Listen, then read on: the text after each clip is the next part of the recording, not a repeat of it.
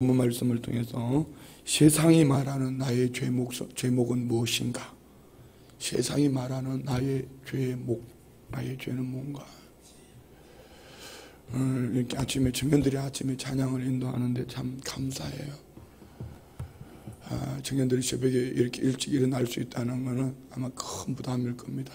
저녁에 일찍 자야 되는지 아니면은 새벽에 아마 한 2시쯤 잠이 들었을 텐데, 그래도 또 4시에 벌떡 일어나서 와서 찬양 인도할 수 있다는 것은 청년들이 참 귀한 거죠.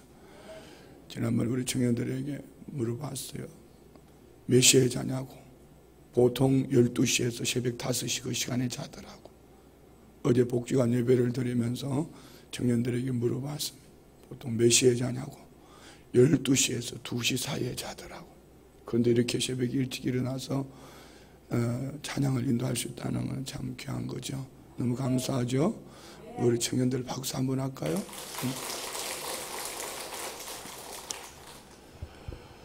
세상이 말하는 나의 죄목은 무엇인가? 세상 사람들이 오늘 예수 그리스도를 믿는 믿음의 사람들을 어떻게 바라보는가? 세상 사람들이 오늘 교회를 어떻게 바라보는가? 결국 궁극적으로 그 속에 들어가 보면은 그들이 미워하는 것은 내가 아니고 예수님입니다. 그들이 상상할 수 없는, 그들이 체험되지 못한 말도 안 되는 소리. 그래서 그들은 예수 그리스도가 나의 죄 때문에 십자가에 죽으셨고 죽으시고 사흘 만에 살아나셨다. 그분이 나의 죄를 씻어주셨다. 그분이 너의 죄를 씻어주셨다. 이 말 앞에 그들은 결국은 분노하는 거예요. 그리고 그들의 요구는 극히 세상적인 겁니다. 도덕적인 거, 윤리적인 거. 교회가 이것을 하지 아니하면은 도덕적으로, 윤리적으로, 아니면 어떤 사회활동 이 부분에 조금, 99을 하다가도 한 가지 실수가 있으면, 한 가지 부족함이 있으면 이것을 가지고 세상은 교회를 핍박을 하고 교회를 종로하고 교회를 무시합니다. 결국은 이는 교회를 무시하는 것이 아니라 궁극적으로는 예수 그리스도의 십자가와 부활, 다시 말씀드리면 복음을 무시하는 겁니다. 그러면 오늘 우리는 어떨까요? 오늘 저와 우리는 복음을 무시하고 살지 않습니까? 복음으로 말미암아 생명을 얻었다면은, 복음이 나를 살게 하셨다면은, 그냥 새벽에 나오는 것이 일이 되어지고, 기도하는 것이 일이 되어지고, 말씀 묵상하는 것이 그렇게 어렵고, 복음을 전하는 것이, 그것이 복음 전도가 일이 되어지고, 찬양하며 사는 것이, 감사하며 사는 것이 오늘 저와 우리의 삶 속에 이것이 일이 되어지고 짐이 되어진다면 나 또한 오늘 여기 유대인들처럼 자기 유익을 인하여 자기들의 어떤 종교의식, 내가 가지고 있는 그 생각이 마음에 들지 않는 것 때문에 돌 던지는 것은 아닐까? 이것을 가지고 제목을 만들어서 신성모독이라고 말하지는 않을까? 이것을 제목을 만들어서 나사렛 이단이라고 말하지는 않을까? 이제는 정통교회가 열심을 내면은, 지난번에도 한번 그랬죠. 언제 수요일인가? 주일날 오후 예배 때 새신자가 오전 예배에 나오셨다가 오후 예배, 지난 중고등부 헌신 예배 때 평소에 안 하던 짓을 좀 했습니다. 장로님들 주머니도, 권사님들, 장로님들 주머니도 좀 끄집어내라고 그래서 학생들에 주기도 하고, 또 그날은 또 학생들을 나오라 해서 장로님들과 또 부모님들이 안수 기도도 해드리고 이렇게 했습니다. 근데 거기에 새신자가 한 분이 앉아있어요. 극히 정상적인 신앙이지만 TV나 어떤 매스컴을 통해서 이런 모습들을 부정적인 모습으로 보여줬기 때문에, 특히 이단들이 하는 모습으로 이렇게 보여지기 때문에 이것을 보여주면서도 새신자가 조신자가 볼 때 어떨까, 부담스럽지 않을까, 설교하고 끝나고 제가 광고 시간에 여쭤봤잖아요. 새신자가 맨 앞에 앉아가지고 뒤로 나갈 수도 없고, 이거 참 지겨운 시간인데, 이거 오후 시간에 어떻게 할 수도 없고, 그보다 더 중요한 건 새신자가 바라보는 우리 교회가 그런 교회로 보이지 않을까? 그런데 사실은 여러분, 이 정통을 빼앗기면 안 되죠. 부러지고 기도하고, 자녀들 다음 세대를 위해서 축복하고, 할렐루야. 어르신들이 우리 중고등부 학생들이 잘하는 모습 보고 칭찬해주고, 아멘, 아멘. 칭찬해주고, 또 우리 장로님들, 권사님들 주머니 열어가지고 먹을 양식 채워주고, 얼마나 감사한 일이에요. 그런데 이것이 비정상적으로 보이는 이유는 무엇 때문일까요? 우리가 신앙생활 지금 잘못하고 있다는 것. 복음이 정말 우리한테 내게 감격일까? 복음이 내 생명에 내 생명을 주신 그 복음이 내게 능력일까? 나는 이 복음이 나의 삶의 자랑일까? 오늘 여기에 바울 사도와 총독 베스도, 아그리파 왕, 그리고 유대인 세 종류의 부류를 볼 수 있어요. 유대인들은 하나님을 믿는 믿음의 사람이라 하지만 구약 성경에 그렇게 오시겠다고 말씀하셨던 예수님 메시아, 그분이 오셨지만 정작 그들은 내 마음에 내 입맛에 맞지 않다고 배척하는 사람들. 그래서 바울 사도들 어떻게 하든지 예루살렘으로 오게 해서 매복해 있다가 바울 사도를 죽이겠다는 겁니다. 여기에 오늘 총독 베스도 그리고 분봉왕 아그리파, 이는 어떻게 합니까? 어떻게든지 이게 제목을 찾고 하자 하지만 제목은 그들의 종교, 예수가 부활했다는 그 말밖에 없다. 결국은 뭐죠? 유대인들도 총독도 아그리파 왕도 부활의 복음을 무시하는 거예요. 예수 부활. 예수님이 우리에게 예수님이 나의 죄 때문에 십자가에 죽으시고 사흘 만에 살아나셨습니다. 이것을 무시하는 거예요. 그렇지만 바울은 끊임없이 그 길 때문에 하나님이 주신 말씀 하나 가지고 하나님이 11절에 우리 앞장에 보면은 23장 11절에 보면은 그날 밤에 주께서 바울 곁에 서서 이러시되 담대하라, 내가 예루살렘에서 나의 일을 증언한 것 같이 로마에서도 증언하여 하리라. 로마에 가야 돼. 그래서 그는 가이사 앞에서 재판을 받겠다. 예루살렘이 아닌 가이사 앞에 서서 가이사 앞에서 재판을 받겠다. 바울 사도의 그 중심은 내가 만난 부활하신 예수 그리스도, 나의 죄 때문에 십자가에 죽으신 예수 그리스도, 그리고 사흘 만에 부활하신 예수 그리스도, 그리고 그 성령님이 기도 가운데 주시는 말씀, 오직 여기에 삶의 목적을 두고 가는 바울 사도. 결국 그는 하나님의 성령이 이끌어 가신 대로 그 주신 말씀 그대로 오늘 바울 사도를 통하여서 이제 다음 장에서 보면 그는 로마로 압송되어져 가고 압송되어져 가는 과정 속에 큰 풍랑을 만나지만 풍랑이 위기가 아니라 오히려 그 속에 276명을 구원하는 것, 하나님의 복음이 증거되어지는 것, 은혜의 복음이 증거되어지는 것, 예수 그리스도가 죽으시고 사흘 만에 부활하신 이 복음이 증거되어지고 결국 그는 로마에 가서 복음을 전하고 바울이 전하는 이 복음이 결국은 AD 313년에 그들이 복음을 들은 그들이 로마가 종교가 국교가 기독교가 됩니다. 그렇지만 그 기독교가 타락한 기독교로 무너지기 시작합니다. 무엇 때문이었을까요? 그들은 예수 그리스도의 참 복음의 본질, 십자가의 죽으심과 부활에 대한 체험이 없기 때문에, 똑같게 만나진 은혜가 없기 때문에. 자, 그럼 우리는 어떨까요? 왜 이렇게 신앙생활하면서 걸리는 게 많을까요? 짐이 되는 게 왜 이렇게 많을까요? 부르짖고 기도하라는 것이 이게 뭐 힘드는 것도 아니고 돈이 드는 것도 아니고 뭐 낭비하는 것도 아닌데 그게 왜 그렇게 힘이 들까요? 찬양하며 감사하며 사는 것이 마땅히 해야 될 일임에도 불구하고 그것이 왜 그렇게 힘이 들까요? 내게 생명 주신 그분을 자랑하는 거, 그게 이게 참 은혜인데 하다못해 여러분 배탈이 났어도 어느 누가 무슨 약을 줘도 안 듣는데 뭘 좋다 그러더라. 한국 사람들은요 그렇지 않아요. 개똥도 약에 썰면 없다고.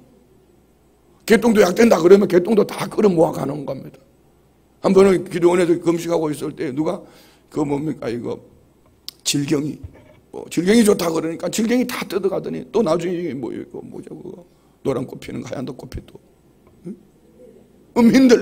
민들레 좋다니까 기도원에 금식하는 분들이 온 밭을 돌아다니면 다 민들레 키우고 돌아다니고 방향마다 가보면 민들레 말린다고 민들레를 다 그 집에 가서 먹지도 않았어요. 나도 뜯었어. 우리 아버지도 뜯었고 그거 먹지도 않고 그냥.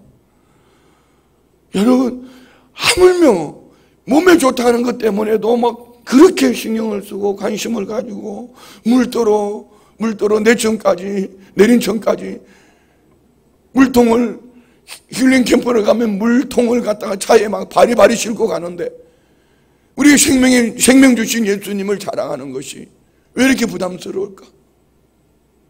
우리 한번 돌아보는 거예요. 정말 우리가 부활의 복음 앞에 미쳤다는 소리 좀 들어봤으면 좋겠어요. 바울 사도는 이런 사람이에요. 우리 한번 볼까요? 우리 여기 26장 24절 봐요. 바울이 14절부터 그가 처음 되어진 부활하신 예수님 만난 것을 증거하니까 뭐라고 그러나 보세요. 24절 다 같이 시작. 바울이 이같이 변명하며 베소도가 크게 소리내어 이르되 바울아 내가 미쳤도다. 내 많은 학문이 너를 미치게 한다니. 너 미쳤구나.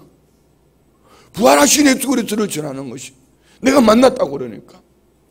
그 만났다는 것이 어디에 있습니까? 14절부터 18절까지. 부활하신 예수님이 나 원래 이런 사람이었는데 부활하신 예수님을 내가 만났다고. 이걸 말하니까 미쳤다는 거예요.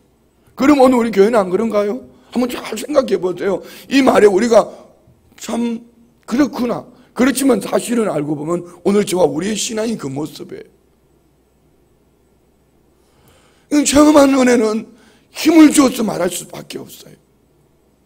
그렇게 하는 것이 성경에 있는 말씀이라면 목사는 그것을 전해야 되는데 그것을 전하면 듣기 싫다고 합니다.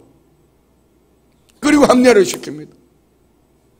그리고 잘못된 것을 이제 뭘 지적하는 것도 아닌데 그 잘못된 것을 이것을 변화시켜서 성화시켜서 하나님이 기뻐하시는 일들을 감당하자고 그러면 이것 때문에 분노합니다. 그리고 떠벌거리면서 돌아다니는 그 사람들의 얘기는 듣고 온 교회로 혼란스럽게 하는 중직자들은 없을까요? 미안합니다. 여러분 명성교회에 세습된 게 뭐가 그렇게 큰 문제예요? 그게 세습이라고 꼭 세습이라고 말하면 되겠습니까? 이거는 저는 그걸 정치적인 얘기를 하고 싶은 건 아닙니다. 남의 교회에 그렇게 간섭할 만하거든.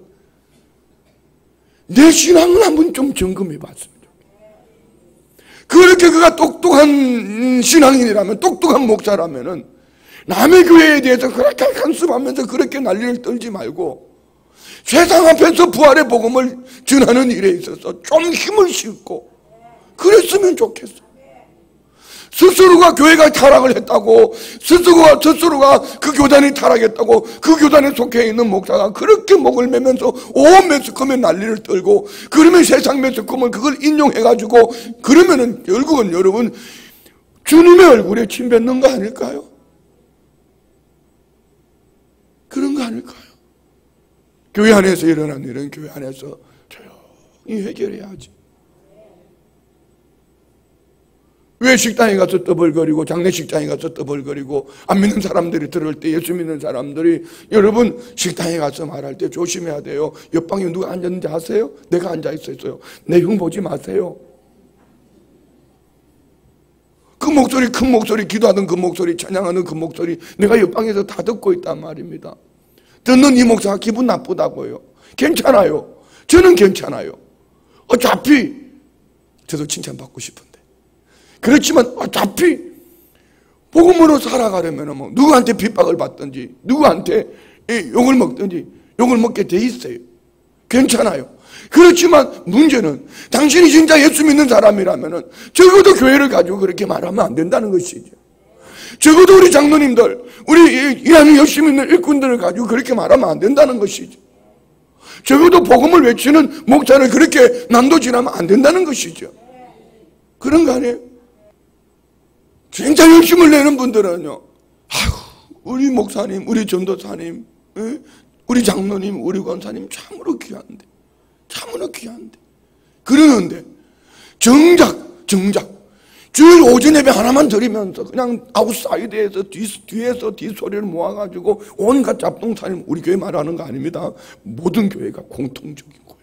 모든 교회가. 결국은 누구한테 대적하는 거죠? 예수님입니다. 그러면 그 인생이, 그의 삶이 어떻게 되겠습니까? 두려운 거예요. 무서운 거예요. 여러분 성경에서 뭘 보십니까? 성경에서 뭘 보십니까? 다윗은 사울 왕을 죽일 기회를 여러 번 있었지만 죽이지 않은 이유가 뭐죠? 그러니 결국 하나님은 누구의 손을 들어주는 거죠? 그런 거예요. 오늘 우리 성도님들이 죄 몫이 무엇입니까? 세상 사람들이 우리 성도님들이 복음을 전할 때에 복음으로 살겠다는 우리 성도님들 앞에 죄목이 무엇입니까? 열심히 있는 성도님들의 죄목이 무엇이냐 말입니다. 열심히 있는 성도님들의 죄목이 무엇이에요? 저는 어릴 적에 칭찬을 참 많이 들었던 것 같습니다. 제일 칭찬을 많이 들었던 것 하나가 이겁니다. 제사 잘 지내는 거. 7살 때. 왜 그렇게 좋았는지 몰라요. 그때는 꼭 제사를 지내고 가다도 한밤중에 자다가 12시쯤 일어나서 11시쯤 일어나서 한밤중에 가서 제사를 지내요. 방문도 열어놓고 대문도 열어놓고 귀신 들어오라고. 참 무식한 거 아니에요? 그런데 그 제사 지내러 가면 어르신들이 아이고 야는 잠도 없나, 조상에 대한 이런 정성이 있네, 아이고 야는 앞으로 축복받겠다. 그 말이 왜 그렇게 좋은지 모르겠어요. 그리고 저희 집에 장손이다 보니까 칭찬 듣는 게 그렇게 좋아. 뭐 뒤에서는 욕할지라도. 저는 할머니가 2분이 계셨어요. 친할머니, 양할머니. 서로 이 할머니한테 가면 이 할머니 욕하고 이 할머니한테 가면 이 할머니 욕하고. 내가 그때 배웠어요. 아, 세상은 이런 거구나. 그래요. 저는 칭찬 듣는 것이 참 좋았습니다. 저도 칭찬 듣고 싶어 하거든요. 그런데 어느 날 부활하신 예수님이 좋아하는 거 이거 하니까 절대로 칭찬 못 받습니다. 어떨 때는 99이 칭찬해도 한 사람이 손가락질하고 한 사람이 심하게 하면 그것이 크게 다가올 때가 있어요. 그러나 어떤 때는 반대로 99이 거부해도 한 사람이 칭찬하는 그 칭찬 때문에 업되고 춤을 출 만큼 달려갈 때도 있더라고요. 그 중심이 뭔지 아세요? 복음입니다. 주님이 나의 죄 때문에 십자가에 죽으시고 사흘 만에 살아나셨다. 그 주님이 내 생명의 주인 되셨다. 그 주님이 내 삶의 주인이시다. 그 주님이 지금 나를 이끌어가고 계신다. 그 주님이 말씀하신 이 사랑의 편지, 내가 너를 사랑한다, 너는 내게 보배롭고 존귀한 자라. 이 말씀 앞에서 그냥 세상 사람들이 칭찬하지 않아도, 세상 사람들이 나를 조롱해도 달려갈 수 있는데, 그런데 크게 데미지가 입을 때는 그거더라고. 내가 신뢰할 만한 그분, 내게 좋은 동력자로 세워주신 우리 중진들이 하나님의 말씀이 아는 그것 가지고 모함을 하고 뒤집을 때는 이래도 목회해야 되는 건가? 이래도 이 교회에서 내가 담임 목사라고 있어야 되는가? 이럴 때가 없지 않아 있더라는 것입니다. 그런데 무릎 꿇고 기도하다가 보면 주님이 주시는 말씀은 이거예요. 너 나만큼 아파봤니? 너 나만큼 힘들어봤어? 너 나만큼 외로워봤니? 너 나만큼 버림받아봤냐? 너 나만큼 외로워봤어?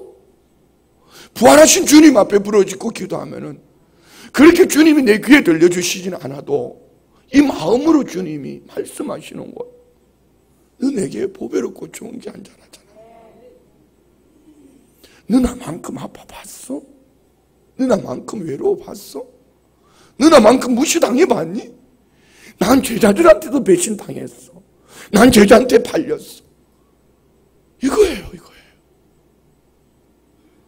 여러분, 왜 주님 앞에 서야 되죠? 왜 주님 앞에서 우리가 부러지고 기도해야 되죠? 왜 주님 앞에서 우리가 몸부림을 쳐야 되죠? 주님 앞에서 몸부림을 치지 않으면 세상에서 몸서리치를 만납니다. 누가 던지는 한마디 말 때문에 그냥 뒤집고 싶고, 누가 헐겨보는 그 눈빛 하나 때문에 뒤집어버리고 싶고 팔을 깨버리고 싶은 거예요. 그렇지만 주님 앞에서 부러지고 기도하고 몸부림을 치면은 살아야 될 이유, 저 사람들이 바라보는 나의 죄목은 뭔가? 그래, 이 복음 때문이라면은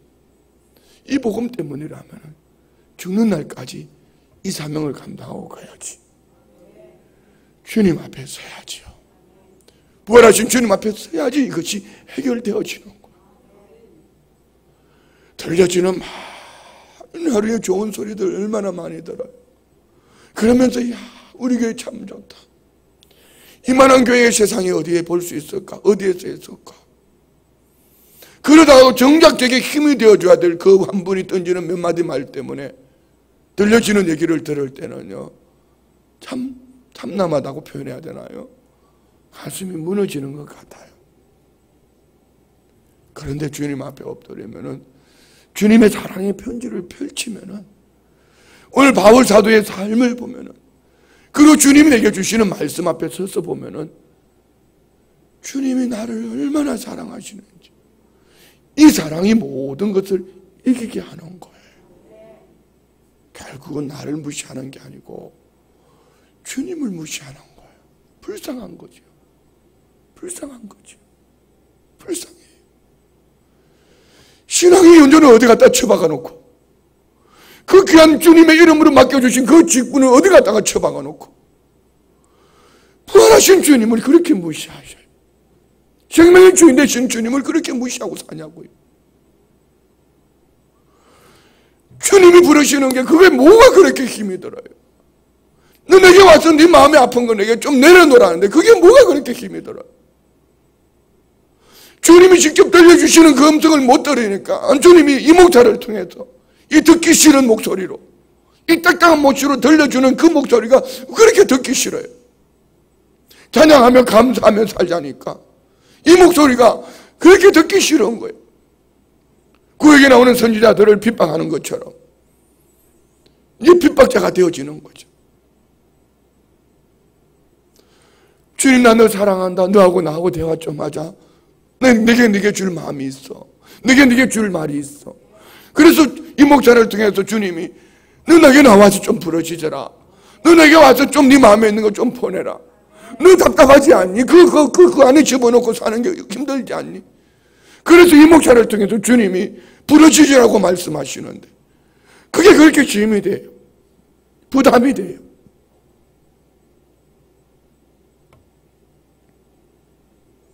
부활하신 주님이 나를 너무 잘 아시잖아요. 기도하지 않고 성령 충만하지 않고 복음을 전하면 능력이 없기 때문에, 제 실력을 알기 때문에, 여러분의 실력을 알기 때문에 주님이 너 전도하기 전에 나와서 오전에 모여서 나하고 대화 좀 하자. 내가 세운 종을 통해서 내 마음 전해줄게. 그리고 나하고 대화 좀 하자. 그리고 와서 복음을 전해라. 그러면 이것이 능력이라. 그래서 전도 모임 하기 전에, 전도 나가기 전에 오전에 모여서 말씀 나누고 좀 기도하고 복음 전하러 가라고. 근데 그게 왜 그렇게 짐이 될까요? 결국은 여러분, 내가 목사인 내가 주님을 무시하고 사는 거 아닐까요? 오늘 유대인들처럼 율법에 매여서 보니까 바울 사도는 나사렛의 이단의 우두머리예요. 율법에 매여서 보니까 성전 모독죄예요.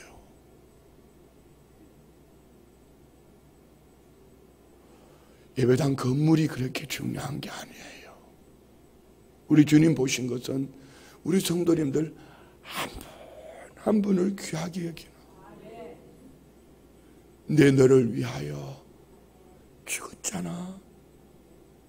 내 너를 위하여 아낌없이 다 줬잖아. 너만은 달라야 돼. 네가 살아야 될 이유, 주님이 말씀해 주시는 거야. 네가 나 때문에 무시당하니? 네가 나 때문에 그렇게 괴로움을 당하니? 네가 나 때문에 도마 위에 올려져서 요리당하고 있냐? 나는 오고 가는 세대 속에 나만큼 도마 위에 올려서 요리당한 사람 없어. 주님이 우리에게 주시는 말씀이에요. 사랑하는 성도님들, 오늘 25장 18절 19절에 보면은요, 베드로는 이렇게 말합니다. 18절 19절 한번 볼까요? 원고들이 서서 내가 짐작하던 것 같은 악행의 혐의는 하나도 제시하지 아니하고 오직 자기들의 종교와 또는 예수라 하는 이가 죽은 것을 살아있다고 바울이 주장하는 그 일에 관한 문제로 고발하는 것뿐이라. 누가요? 베드로가, 총독이. 이 말은 저 유대인들이 이를 예루살렘으로 넘겨라, 예루살렘으로 데려와라, 재판하라. 그런데 이 베드로가 바울에게 있어서 악행 어떤 혐의를 찾으려고 보니까 이에게 있는 거는 아무것도 없더라. 죄목도 없다. 근데 한 가지, 유대인들이 말하는 그 죄목을 보니까 이거더라. 예수라는 이가 죽은 것을 살아있다고 바울이 주장하는 그 일에 관한 문제로 고발한. 이 말 속에는 두 종류 다 같이 볼 수 있습니다. 유대인들이 지금 예수님을, 바울을 죽이고자 하는 것은 바로 예수 그리스도가 죽으시고 살아났다는 것 때문에.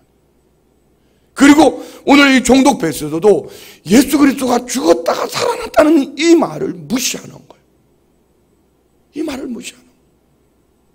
그런데 이 일 앞에, 이 말 앞에 바울 사도는 조금도 요동하지 않습니다. 이유는 그는 부활하신 예수님을 만났거든. 부활하신 예수님이 그의 삶의 전부이거든. 우리 성도님들도 그리한 신앙이 되기를 원합니다. 오늘 저와 우리가 그리하지 아니하면은요, 신앙의 연조가, 여러분의 직분이 공예가 돼요. 공예가 돼요. 복음을 위한 교제를 많이 해야죠. 복음을 위한 교제를 많이 해야죠. 모여서 큐티도 하고, 모여서 구역예배도 드리고, 모여서 전도 모임 기도도 하고, 또 성도님들이 모여서 모처럼 모이면 식사도 하고 교제도 하고 해야죠.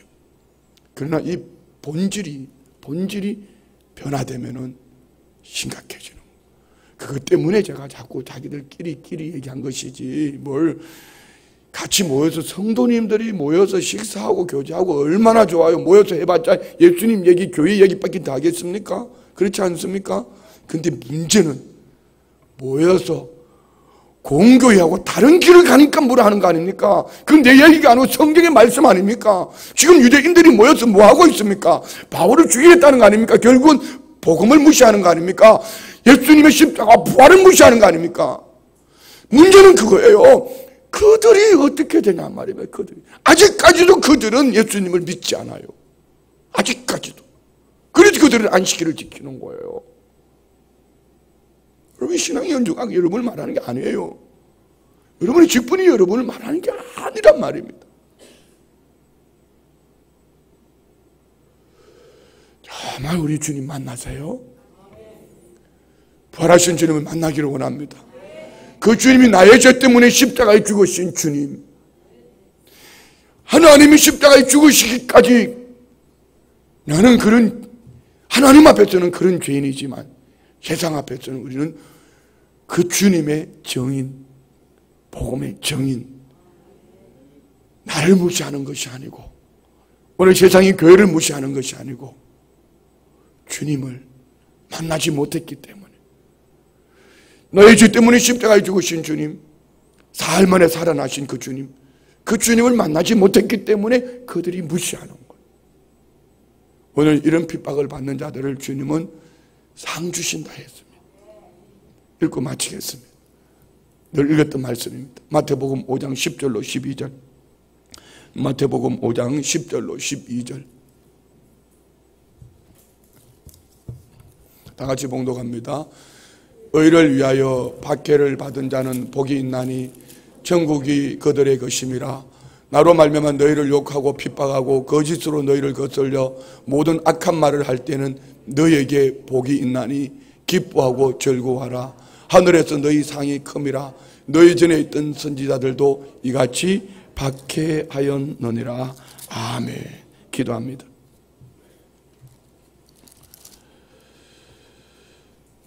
좋으신 예수님, 감사합니다. 나를 만나주시고 내가 체험되어진 그 은혜 속에 나의 죄 때문에 십자가에 죽으시고 사흘 만에 살아나신 주님, 주님 앞에 나와서 부러지고 모든 것 내려놓고 찬양하며 감사하며 이 생명을 복음을 세상에서 전하기를 열심을 내는 우리 성도님들, 세상이 미쳤다 말합니다. 오늘 주의 백성들의 죄 몫을 예수님을 믿기 때문에, 예수님을 전하기 때문에 세상은 그리하고 있습니다.